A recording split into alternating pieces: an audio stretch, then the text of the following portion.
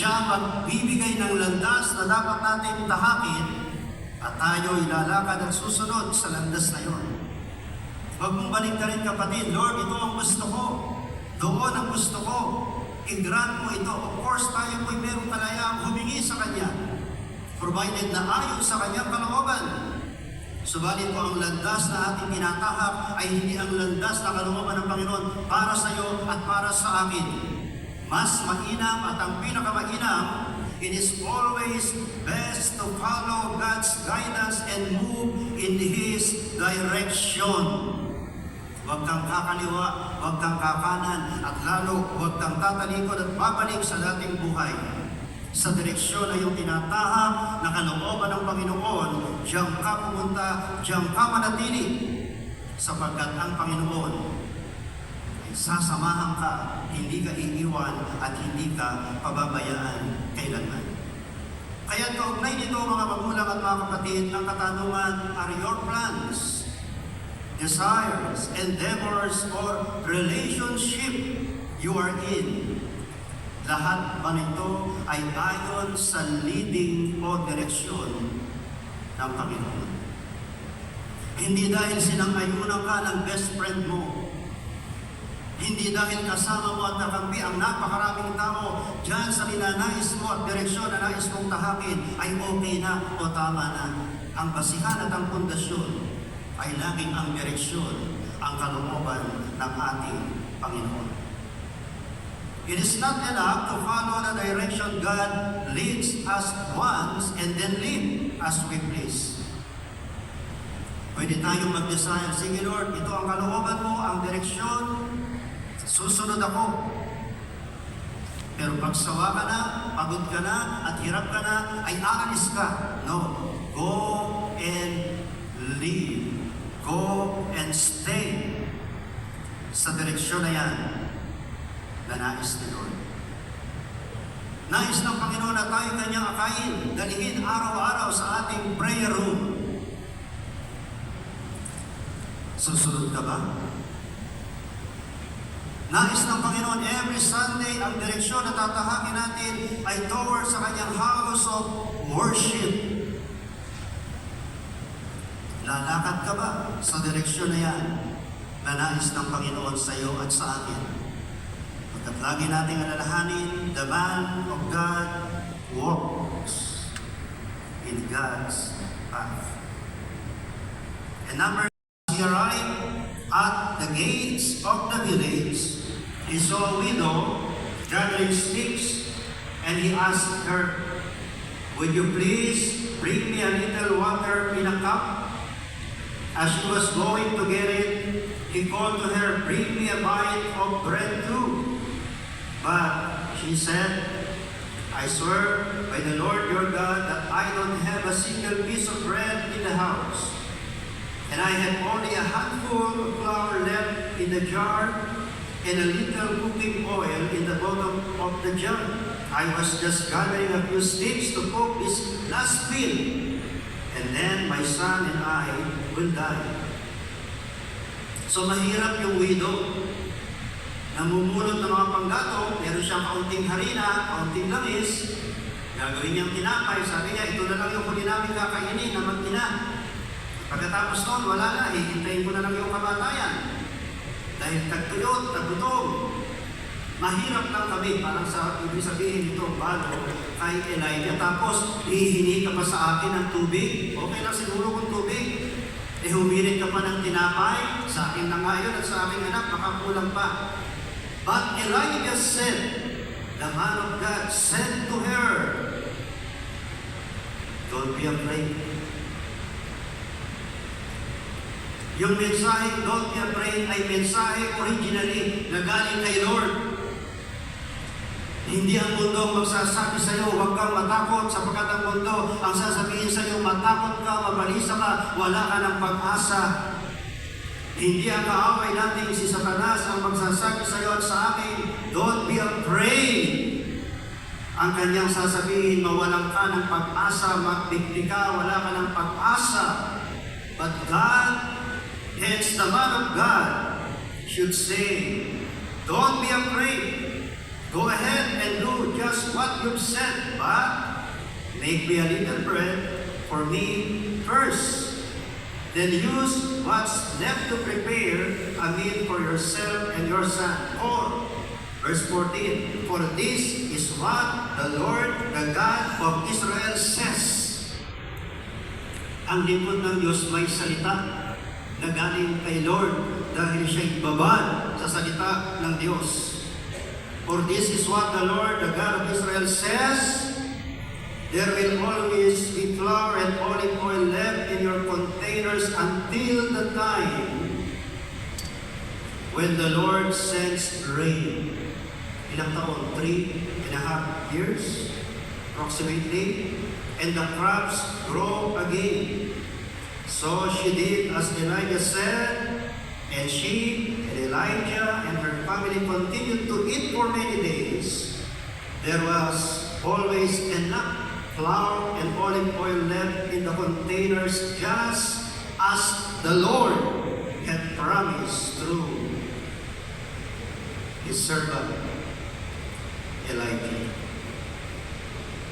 Bilang tayo ay mga mananampalataya, ano ang dapat na mensahe sinasabi natin sa mundong ito? Sa iyong pamilya, sa iyong kaeskwela, sa iyong kaopisina, sa iyong kapitbahay, sa iyong kakilala, sa iyong kaibigan, at lahat ng tao na yung makakatagpang palad sa mundong ito, mensahe at mga salita na nagbubula sa Diyos mong pinaglilingkuran. Amen po ba?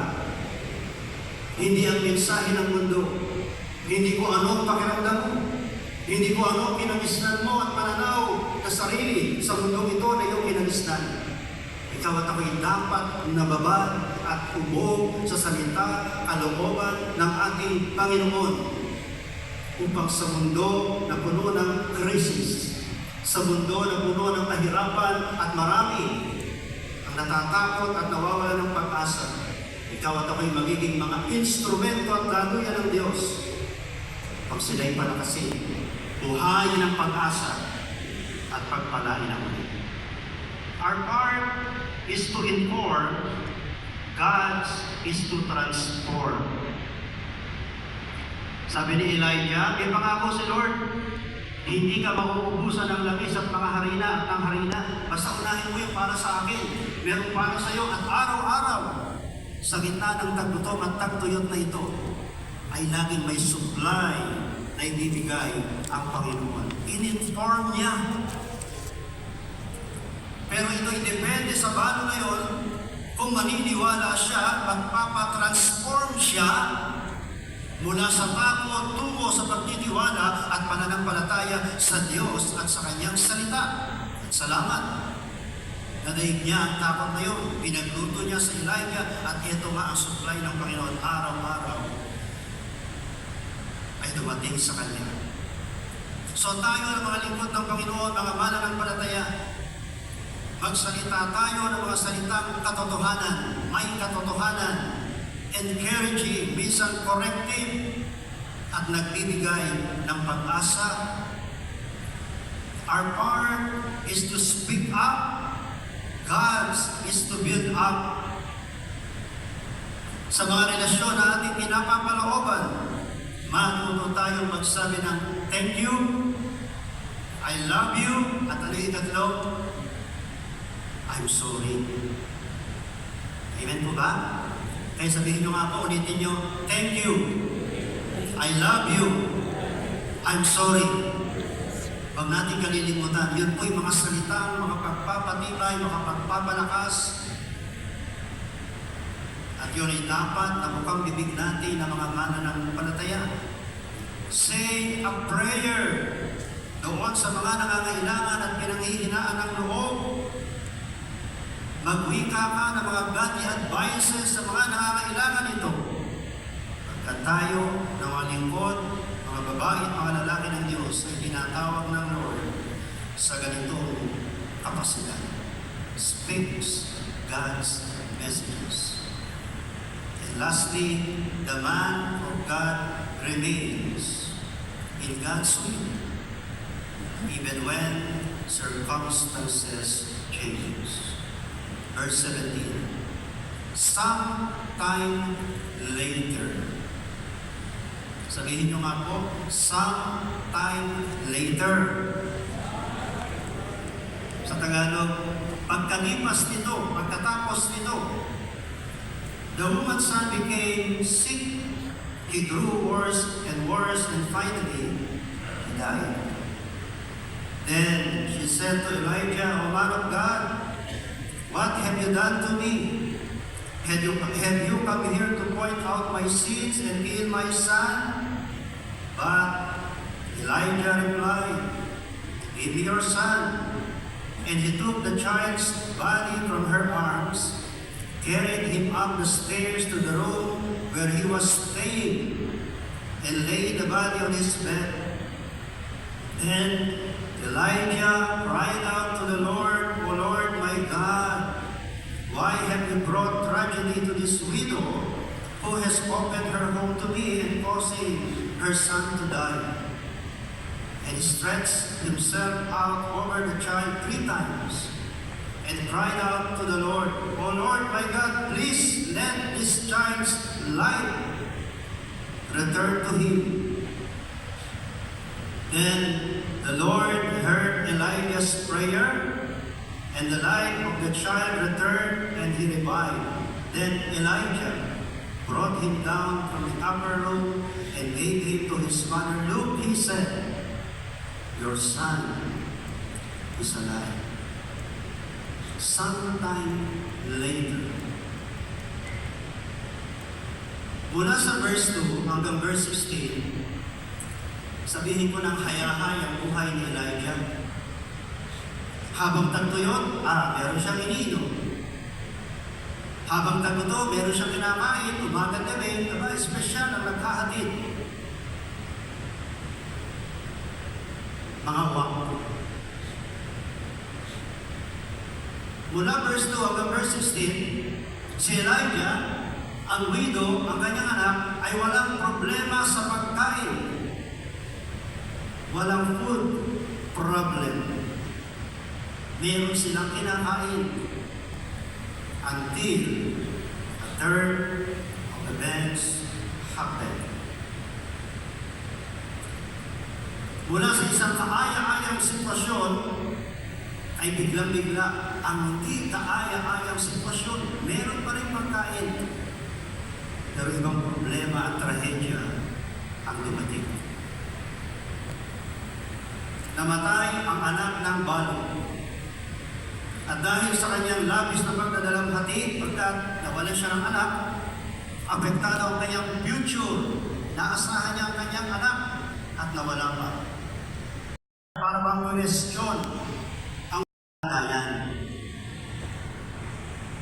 Anong mangyayari? O anong mangyayari? We will all have a sometime later period. Iba't ibang anyo, uri at level. Wala akong problema sa iyong kalusugan.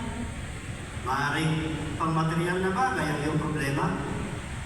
O ang kabaligtaran, wala kang problema sa pera. Pero ang iyong katawang pisikal ay dinadapuan ng karamdaman. O maaaring wala kang problema sa dalawa na yun. Malusog ka, malakas, at maganda ang pasok ng kita sa iyong trabaho, negosyo, pero pamilya ang parang kabigatan mo sa oras na ito. Iba't ibang anyo, iba't ibang uri, iba't ibang level. Kung ganyan ang iyong sitwasyon ngayon, anong balak mong gawin? Pero alalahanin mo, the man of God remains in God's will even when circumstances change. Elijah still did the right thing. Went to the right place and spoke the right words amidst difficult situations. Saan siya nagpunta? Upper room, na kanya rin prayer room para kausapin si Lord tungkol sa sitwasyon na kanyang pinapapalolan. Kumusta kapatid ang ating prayer life? Sana hindi lang tayo maalab at laging nagpe-pray pagka okay ang lahat sa ating buhay. Sana kahit mahirap ang kondisyon ng mundo at ng ating kanya-kanyang buhay, dumadaan ka siguro sa pagsubok. Ang iyong buhay, pananalangin, ay regular, maalab, mainit at patuloy. At doon sa iyong prayer room, lugar na kung saan ay nais ka laging makita ni Lord, ay nandoon ka pa rin. Amen po ba? Elijah, anong ginawa ni Elijah? He comforted the widow. Dinapaan niya yung bata na namatay 3 ulit. Sabi ng mga scholars, ang ibig sabihin nito ay symbolically, kinukuha niya ang burden ng balong. At yun ay tamang gawain. Pinalakas niya ang nanghihina at nalulumbay na balong. Siya'y nagsalita ng encouraging words, "Your son is alive." Nabago ang sitwasyon sa buhay ni Elijah, subalit ginawa pa rin niya ang dapat. Pumunta siya sa direksyon at lugar na kalooban ng Panginoon at sinabi pa rin niya ang mensahe na galing sa ating Panginoon.